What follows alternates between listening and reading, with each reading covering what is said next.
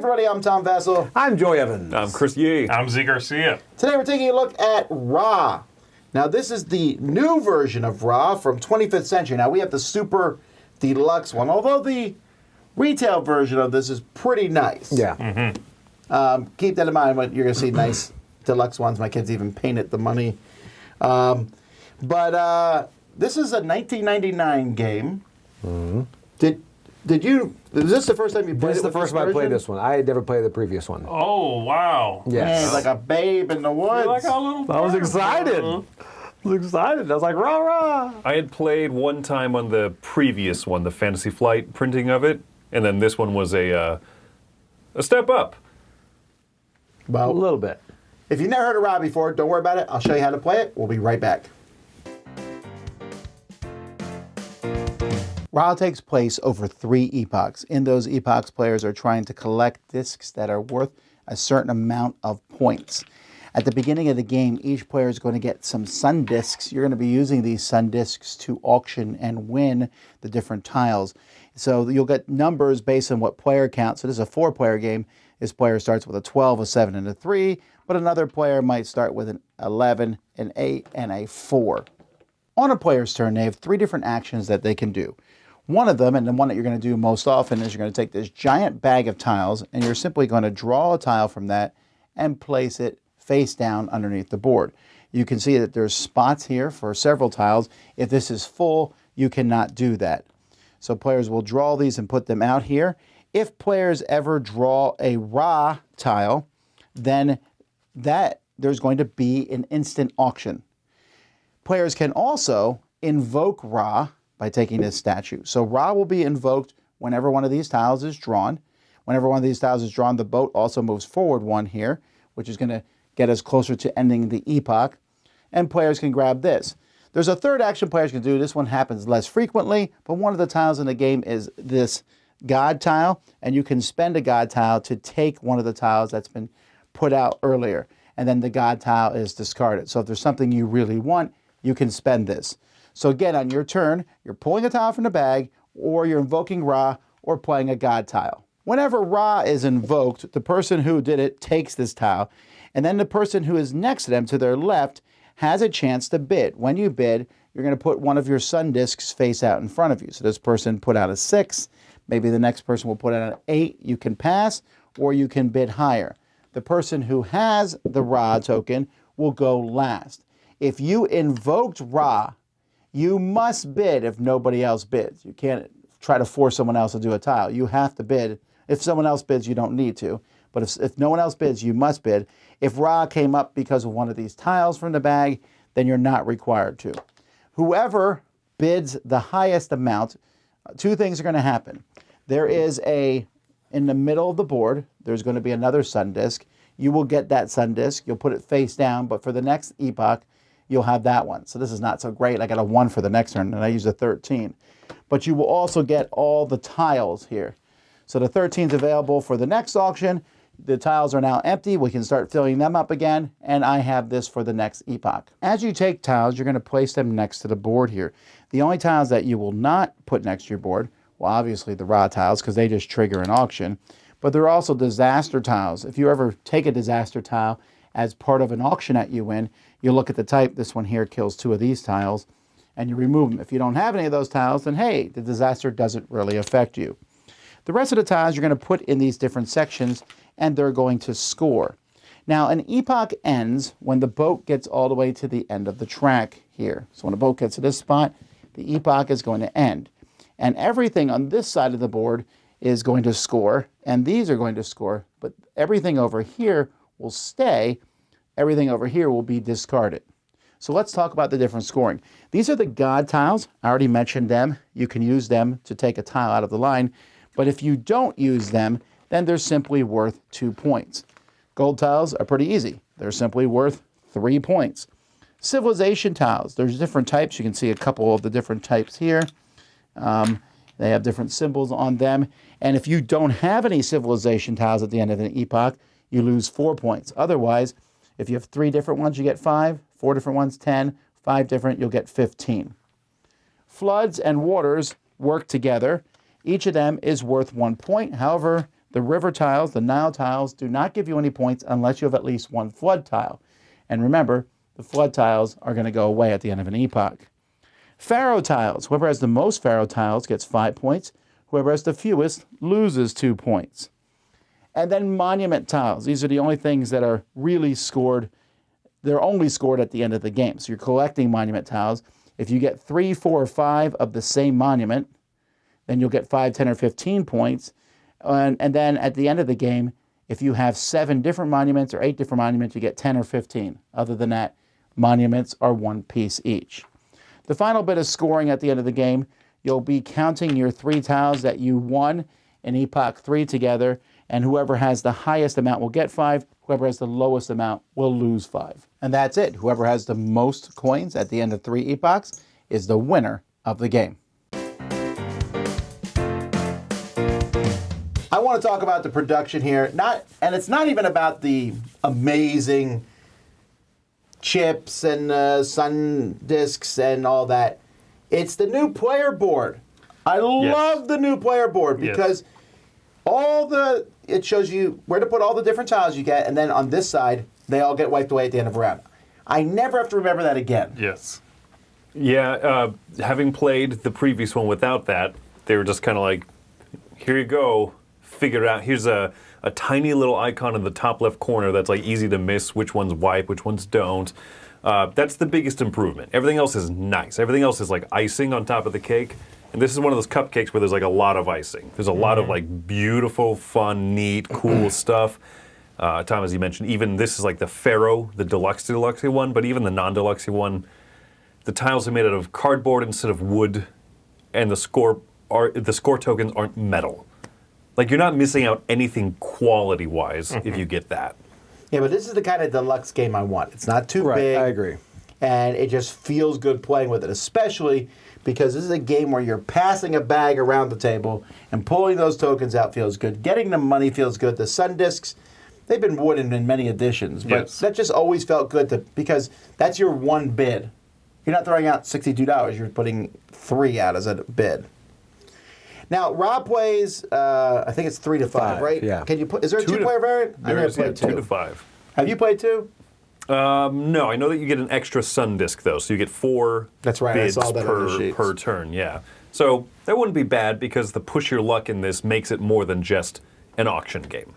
Right. It's going to feel like the end of each round, right? I mean, if you do that, if you play with 2 players, it's going to end up feeling like usually at the end of each epoch, you're down to a couple of players and you do that whole like, you pull and I'm like, raw.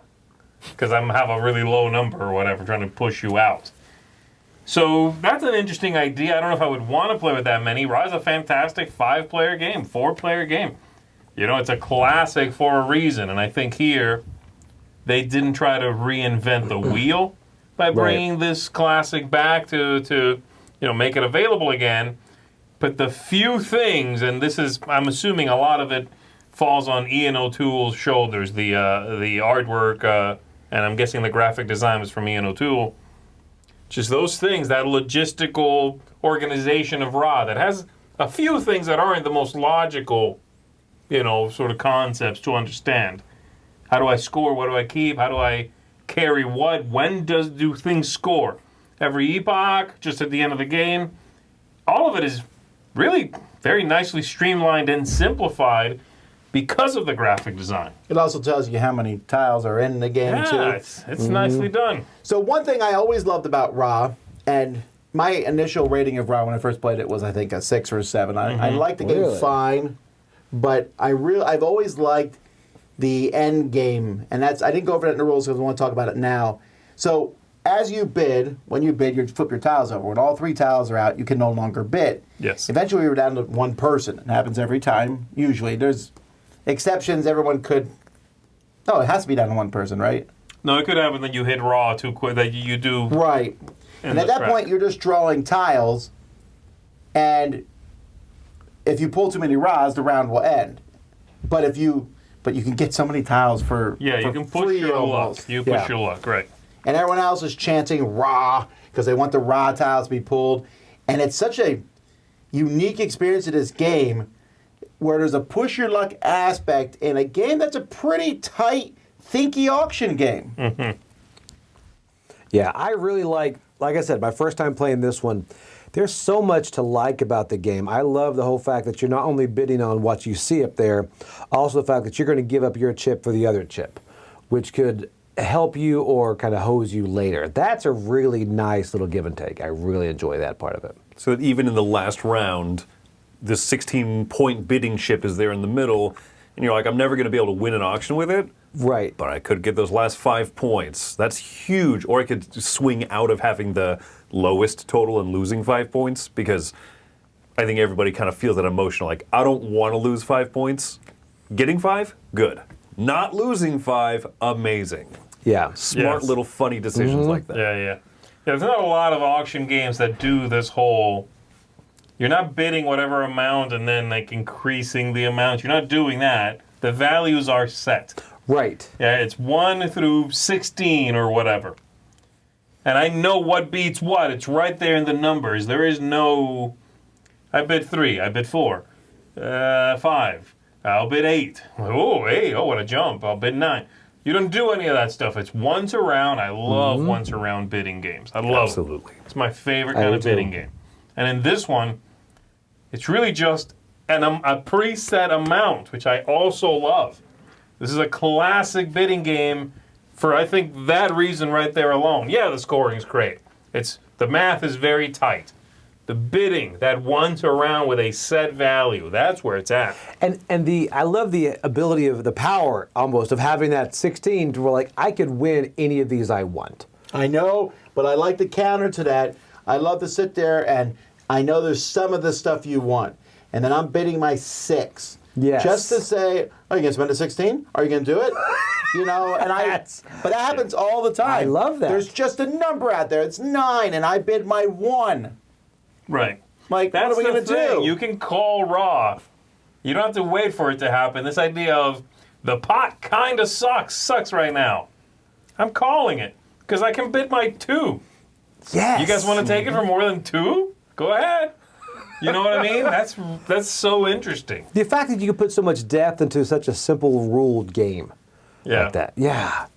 I think it's best at 5. I agree. This is the game. If I have 5 people, we have 45 minutes. Mm-hmm. I'm like, hey, this is a great game. You are involved the entire game. There is no downtime. Nope. I guess unless you do 3 auctions right away. But I've never seen anyone do that. But even then, because like I've been out of a round a lot earlier than other people, but I'm still just kind of having fun. You know, just watching them be like, yeah, overbid for that. Yes, he bid the 14 for something. That's, you moron. Yes, like, or like you always caring. Or the players think they have the math kind of figured out, and then you pull a disaster, and it's like, oh, everybody kind of goes, wait. It has a different evaluation for me than it does for you, because maybe you don't have any of that. Yep. Suddenly, its value as a lot dropped for me below my bidding tokens, but not for you. You know what I mean? I love that. I love that fuzzy math that goes into bidding from the gut. That's another thing. I've never played this, and I'm sure those people exist. I just have been maybe lucky that I haven't. I've never played with somebody who sits there and goes, okay, so that's 6, and this is 3, minus that one, that. Okay, for you it would be, like, nobody does that, because the math is 2 obtuse. Layered, yeah. Yeah. And so you have to play from your gut a little bit. You have to go, I think I'll bid my 10 for that. That feels right. I agree. It's so good. And I like the fact that the money is out. It's not hit minus shield, but it's just face down. So you can see those. You're like, he's doing pretty good. They could all be 1s. You know, I really you don't count people's money? No. I'm kidding. I don't either. I will say the first time I played this, I hated the thought of the disaster tiles. Like the first 1 or 2 that I saw, I was like, "Woof!" This feels kind of, for lack of a better term, like an old game mechanism, like something from 1999. Like, we're having so much fun, all this stuff. Now you lose a bunch of it, but it adds to the game because of exactly what you're describing. As soon as that comes out, everyone's having fun, adding, blah blah blah. Oh, it changes the tenor of the pot in such a good way where you have to then choose, how much am I willing to take a risk on this? I'm going to lose some stuff, but I'll only spend my 7, and that's worth getting the 15 to bid with for the next round. Right. There's layers upon layers of decisions to make, but I don't feel like I've ever seen anyone lock up despite those layers. They Right. just kind of play by the gut. Yeah. I agree. All right, what are you rating it? I'm coming in high. I think it was high, but honestly, I give it a 9. I really like this game. It's come out a lot because, again, beginning of the night, end of the night, whenever it is, it hits that, like you say, 5 players, 45 minutes. Even with new players, I mean, once one round in, they're engaged, and they usually want to play it again. And I really, really like this game. So I'm coming in at a 9 for me. Z, are you at a 9? No, I'm going to come in at an 8.5. This probably is my favorite pure bidding game. There's a few that I would consider pure bidding games that get repetitive with the put some things out bid, put some things out bid. That gets old, especially if they are not once around bidding, which is faster, a little punchier. Everything, the math, all of that stuff really works well. You play from your gut, like I said, I really like that. Above and beyond all the good things I could say about Raw the game, this new printing from 25th Century, I think they knocked that out of the park. I think they did a really good job. I agree. Okay, I mean, everything, graphic design-wise, great job. Yeah, you can get the crazy fancy edition and everything is so over the top that you'll be blown away. But beyond that, getting just the new normal reprint with the vibrant colors and the great designs on everything. This is a pretty definitive printing of Raw, I have to say. So, yeah, 8.5 for me. Oh. Interesting. I'm coming at a 9.5. I really like Raw a lot. And then what you just said with the production value. Production value seldom wins me over. It makes me say this game is even better. But this is one of those instances where 25th Century got their hands on this and really treated it very properly. I agree. I can't believe how good looking and how useful every part of this. Ra's, the statue is giant. That's probably I could say, like, that's silly. That's a little bit over the top. But other than that, everything about this production of it makes it easier to play, makes it more fun to pull out. This is one of those times that, for me, production has bumped it up from a 9 up to a 9.5. Yeah, production matters a lot. Like I said, I originally rated this, I think, a 6 or a 7. But as the years have gone by, it just gets better and better. I'm also at a 9.5, and I consider it a 10. Because my experience, every time I play this now, it's the best game I played in the last 3 days. Every time. Right. It's just that much fun. And I played it with diehard Euro gamers, played with people who like Ameritrash. It fits in that circle. It's so interactive. I am looking at everyone's tiles thinking, who can outbid me? Can I get them to outbid me? Because I love that idea of, like, I want this. Just kidding, I didn't want it. Oh, you didn't bid. I guess I have to take it now. I like that.